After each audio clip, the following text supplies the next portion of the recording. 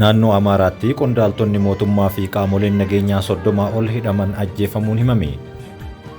Ashamaa harka fuunee kabajamtoota hordoftoota keenya oduu isaa kanaaf qabanne isiniif dhiyaanneetiin jirraa oduu waliin kan isin waliin turu Anamiin Shubbiseetii hanga xumuraatti nu waliin tura. Hojiiwwan Itoophiyaa bakka argama bunaa qofa osoo hin ta'in biyya olaantummaadhaan buna oomishtu akka taasiftu gochuuf jalqabaman cimanii itti fufaniiru jedhame. Waggoottan 5 darbanitti hojiiwwan oomishtummaa bunaa guddisuuf hojjetamaniin hanga oomisha bunaa waggaatti toonii 500,000 ture dachaadhaan guddisameera jedhame. Gama galiitiin bara baajataa 2016 xumurametti daldala alaa bunarraa doolaarri biiliyoona 1.4 kan argame yommuu ta'u, bara baajataa qabame kanatti ammoo lakkoofsa kana gara biiliyoona 2tti ol guddisuuf xiyyeeffannoo addaatiin hojjetamaa jiraachuun himameera. Adeemsa hamma yoonaatti jiruunis bu'aawwan jajjabeessaan karooricha galmaan gahuuf dandeessisan galmaa'aa jiraachuun ibsame. Misooma jallisii bunaa ammayyaa fi funaansa bunaa maashiniidhaan deeggarametti fayyadamuun hektaara tokkorraa hamma kuntaala 60tti argachuu danda'amu milkaa'ina agarsiisudha jedhan. Dhimma gibiraa walqabatee komiiwwan garaagaraa hawaasa keessaa ka'achuun himame. Kaffaltiin gibiraa kan bara darbeetiin wal bira qabamee yoo ilaalamu gibirri bara kanaa baadiyyaa fi magaalatti dachaa 3 hanga 10tiin dabalaa jiraachuu Jawaar Mohammad ibsaniiru.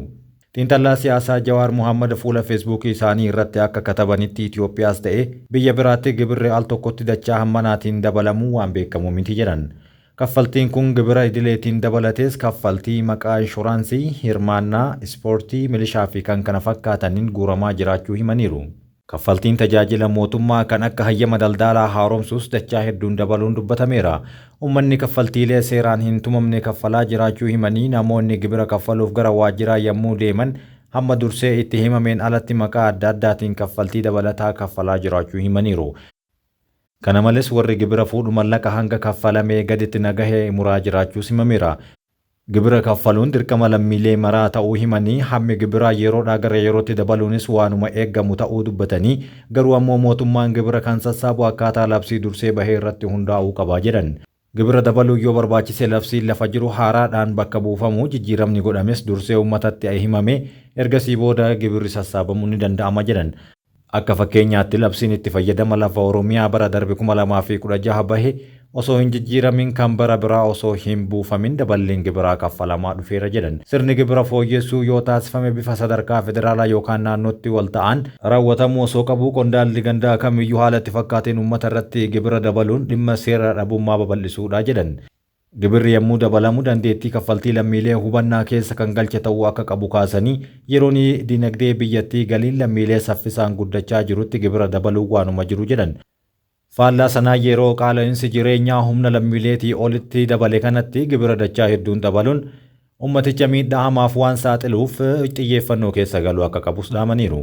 Nuti miseensota waraana bilisummaa Oromootii harka kennuu barbaanna nu simadhaa jedhanii hooggantoota mootummaa irratti bilbilanii erga waamanii booda ajjeesuun dhagahame. Naannawa sulultaatti hidhattoonni kunneen jimaata darberraa eegalee caasaa waajjira nageenyaa sulultaa fi hooggantoota paartii badhaadhinaatti bilbilaa turan kan jedhan qondaalli magaalaa sulultaa shakkii tokkollee osoo hin kaasin ganama bakka isaan jiranitti deemuun simachuu isaanii himaniiru. Haaluma kana keessatti hoogganaa poolisii sulultaa dabalatee humnoonni nageenyaa biroo 6 naannoo sanatti gahan meeshaa snaayiparaatiin rasaasaan rukutamanii ajjeefamaniiru. Iddoo kanatti sirna simannaa hidhattootaa fi bakki itti boqotanis qophaa'ee turuun himame. Naannoo Amaaraatti qondaaltonni mootummaa fi qaamoleen nageenyaa 30 ol humna hidhateen ajjeefamuu himame. Jiraattonnii fi bulchiinsi naannichaa akka jedhanitti torbee darbe qofa naannoo Amaaraa godina Goojjam lixaa aanaa Daagaa Daamoot keessatti hidhattoota faannootiin naannicha keessa socho'aniin ajjeefamuun himameera. Adoolessa 26 bara 2017 aanaa Daagaa Daamoot magaalaa Farasbeet jedhamtutti qondaaltonni aanaa, poolisii fi miseensonni milishaa hedduun humnoota mootummaaf odeeffannoo dabarsaa jirtu jechuun shakkamanii ji'oota 2 hidhattoota kanaan hidhamanii akka turan BBC'tti himaniiru. Bulchiinsi naannichaa akka beeksisetti hoogganaan aanichaa Walee Alamaayyoo miseensota kaabinee aanaa isaanii 20 waliin ajjeefamuu himame. Dhuma baatii adoolessaa keessa naannoo sanatti lola cimaa raawwatame hordofuun adoolessa 29 jiraattonni akka jedhanitti naannawa sanitti raafamni hamaan ka'uu himaniiru.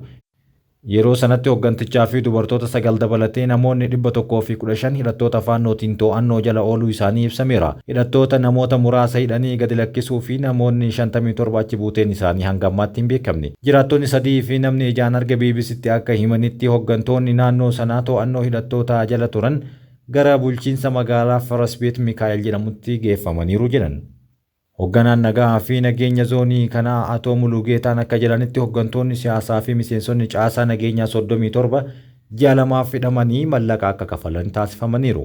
Bulchaa aanichaa dabalatee namoonni hedduunis ajjeefamaniiru jechuun Mulugeetaan himaniiru. Humnoonni mootummaa meeshaa waraanaa gurguddaa hidhatanis adoolessa 27 bara 2017 namoonni nagaa akka hin miidhamne jechuun magaalattii keessaa duubatti deebi'uu itti dabalaniiru. Kabajamtoota dhaggeeffattoota keenyaa gabaasni amma dhiyaate kana haduuti. Jilli Koolleejjii Ittisa Keeniyaa daandii qilleensa Itoophiyaa daawwate. Jilli hooggantootaa fi leenjistoota Koolleejjii Ittisa Biyyaalessa Keeniyaa daandii qilleensa Itoophiyaa daawwateera.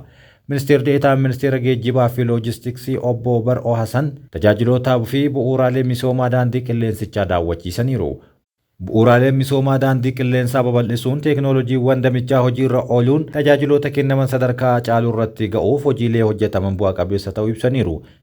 Daandiin qilleensichaa walitti hidhamiinsa biyyoota Afrikaa gidduu jiru jajjabeessuu fi Afrikaa biyya addunyaa waliin wal qunnamsiisuuf hojjechaa jiraachuu ragaan Ministeera Geejjibaa fi Loojistiksii irraa argame ni mul'isa. Gareen biyya Keeniyaa irraa dhufaniif daawwannaa kanaan muuxannoo olaanaa argachuu isaanii himaniiru. Marii biyyaalessaa hunda galeessaa fi hirmaachisaa ta'e geggeessuun tokkummaa sabdaneessummaa fi bu'uura jedhan Piroofeesar Zalaalam Tasfaayee.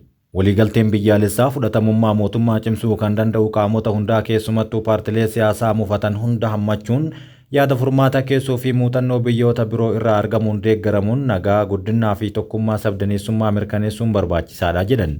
Biyyi takka cimtuudha kan jedhamu ammoo yoo sirna cimaa qabaatte sirni jiru ammoo mirga namoomaa hawaasummaa dinagdee fi siyaasaaf haala mijataa yoo uumeedha akkasumas lammii hunda keessattuu jaalala biyyaa uumuu jechuudha jedhan. Sirna federaalizimii akka sirnaatti sabni hundinuu biyya isaa keessatti kabajamee akka jiraatu sirna taasisu waan ta'eef daran cimee itti fufuu akka qabus dhaamaniiru. Sirna federaalizimii yoo jennu ofiin of bulchuu fi sirna waliin buluuti akkasumas sabni aadaa afaanii akka qubsuma isaatti akka ofiin of bulchuu beekamtii kennuun tumsa taasisuuf humni isaanii ijaaruudha jedhan.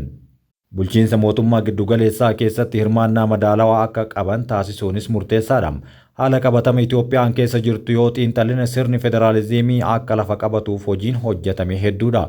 Kanaaf kan argannetti fayyadamuun kan hafe irratti hojjechuun murteessaadha jechuun yaada isaanii kennaniiru. Itoophiyaan sadaasa 29 bara 1987 heeroo mootummaa federaalawaa dimokiraatawaa Rippaabilikaa raggaasiftee hojiirra oolchaa jiraachuun himame. Guyyaan heerri itti ragga'e kun guyyaa saboota sablammootaa fi uummattoota Itoophiyaa jedhamuun waggaa waggaan kabajamaa jira. Guyyaan kun haala tokkummaa sabaa fi sablammootaa cimsuu fi nageenya waaraa fiduun misoomni gama hawaasummaa fi dinagdeen jiru akka cimee itti fufuuf tumsa taasisuun kabajamuu akka qabu himama. Dhaadannoowwan ayyaana sabootaa fi sablammoota uummattoota Itoophiyaa waggaa waggaan kabajamu kan agarsiisu waliigaltee biyyaalessaa tokkummaa sabdaneessummaa irratti hundaa'ee ijaaruuf hawwii jiru guddaa agarsiisudha. Marii biyyaalessaa hunda galeessa ta'ee fi hirmaattota hunda kan ofitti qabatu gaggeessuun tokkummaa sabdaneessummaaf bu'uura ta'uu himaniiru. Mariin qaamolee yaadaa fi ilaalcha adda addaa qaban waliin kan taasifamu malee ofii haasa'aa kan dhageeffatanii miti jedhan. Mariin biyyaalessaa biyya garaagaraa keessatti taasifameera kan milkii yeroo goolabamu kaan ammoo milkii malee hafaa jedhan. Dhumarrattis biyyi seeraan hin qajeellee fi hawaasni dimokiraasii hin shaakalle hin heequ jedhanii waggaa 10-20 yoo hiike waggaa 5 of duubatti akka deebi'us himaniiru. Dureewwan Itoophiyaa fi Somaaliyaa waamicha pirezidaantii Tarkii mari'achuuf jedhame. Dureewwan Itoophiyaa fi Somaaliyaa affeerraa pirezidaantii Tarkii Recep Tayyip Erdoganiin marii marsaa sadaffaaf Ankaaratti wal arguuf jedhame.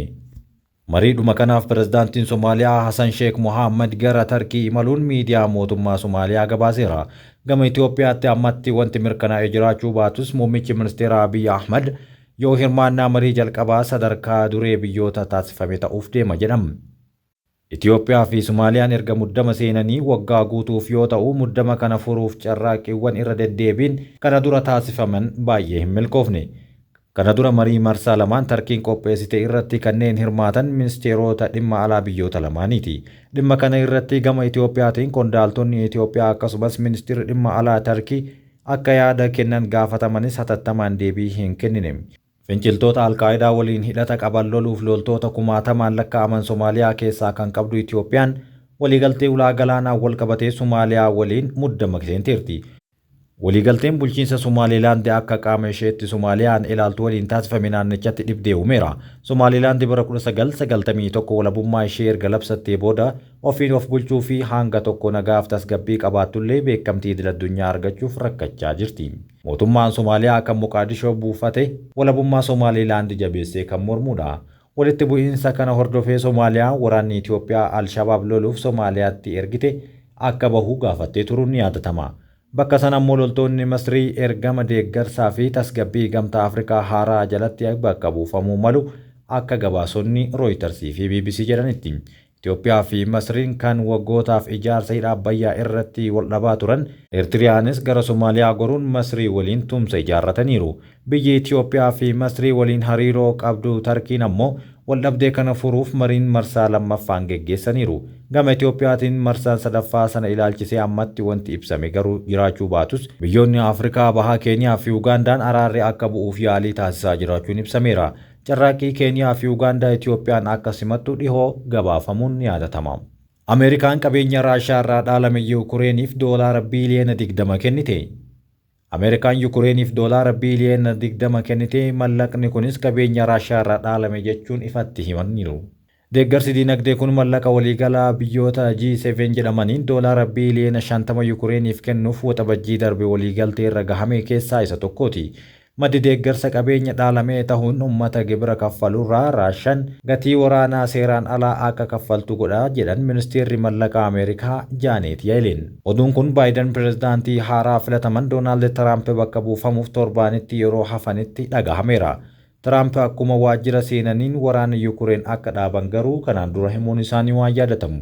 Tiraamp deeggarsa mallaqaa Yukureeniif taasifamu qabeenya Ameerikaa duguugaa jira jechuun bulchiinsa isaanii deeggarsi itti fufiinsa shakkii irra buusaniiru.